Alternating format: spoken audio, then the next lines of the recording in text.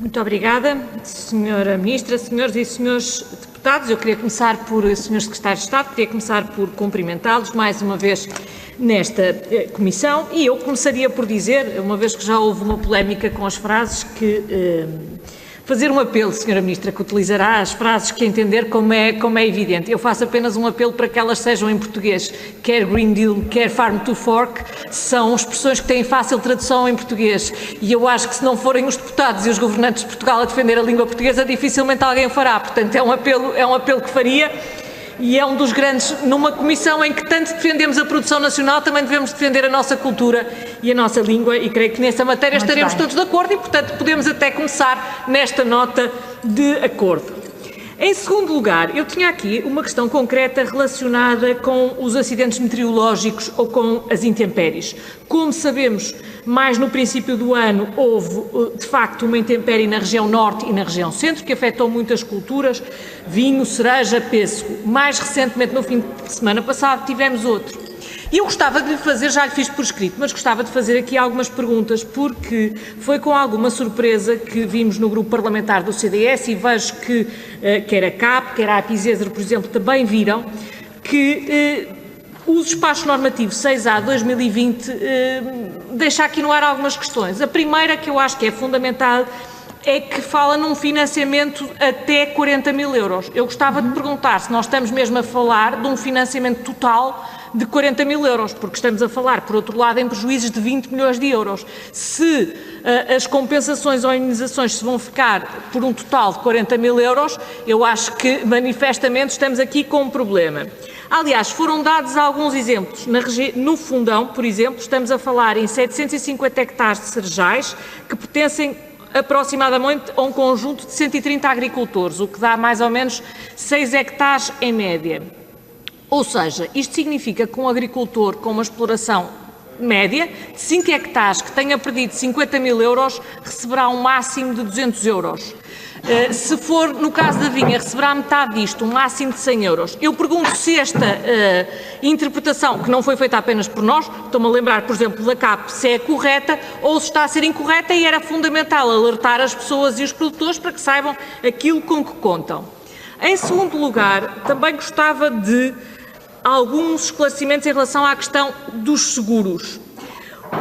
É fundamental que os seguros tenham prémios acessíveis e que possam ser suportados. Eu gostava de saber qual é a política do Governo nesta matéria, se é no sentido do alargamento dos seguros ou se, pelo contrário, acha que tal não faz sentido, ou se acha que o Estado se deve retirar do mercado. Aliás, eu gostava também de saber, em relação a um despacho de 5 de março de 2020, da Sra. Ministra da Agricultura e do Sr. Ministro das Finanças, que retira o Estado do mercado do mecanismo de compensação da sinistralidade a partir de 31 de dezembro de 2020, considerando que há nesta matéria acesso ao mercado ressegurador e, portanto, não há necessidade do Estado ter este papel. Eu gostava de saber se me pode explicar esta alteração. E depois, em relação ao programa VITIS, eu gostava de saber o seguinte, porque o abandono do interior é de facto um problema grande do nosso país e que tem a ver com o facto das pessoas terem poucas oportunidades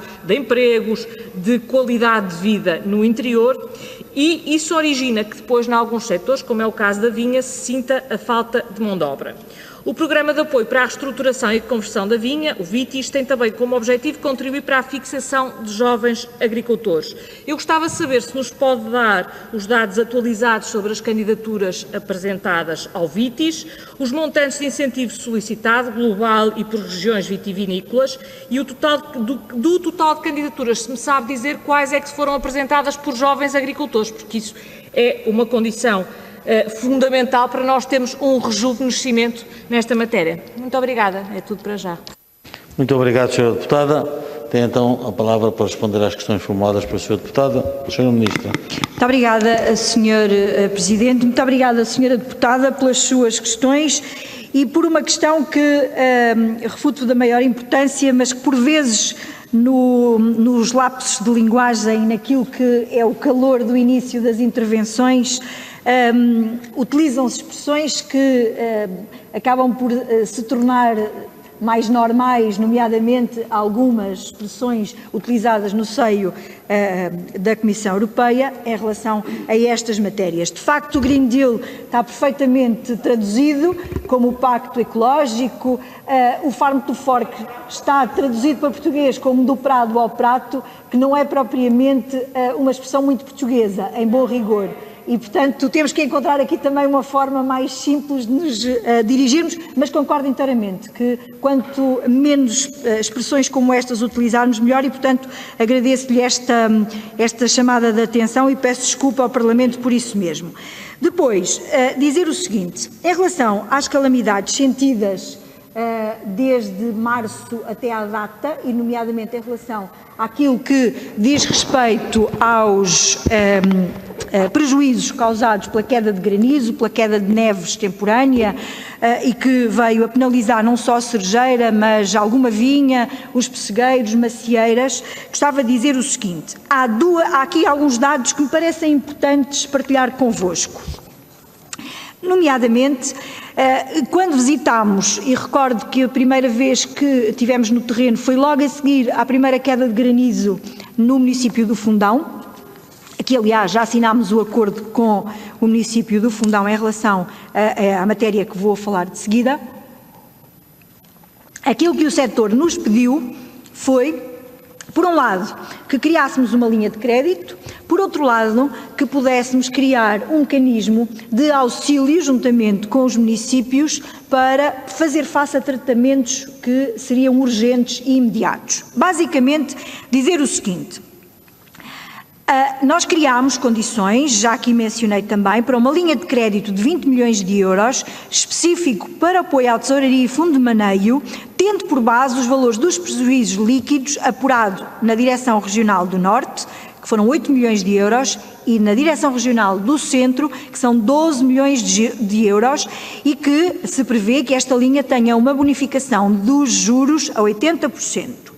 Depois aquilo que fizemos foi um protocolo, criação de condições para termos protocolos com os municípios das áreas afetadas para a aplicação imediata dos tratamentos fitossanitários e dos adubos foliares, pomares e vinhas para um rápido restabelecimento da capacidade produtiva, onde a repartição de custos é 50% entre o Ministério da Agricultura e 50% dos municípios.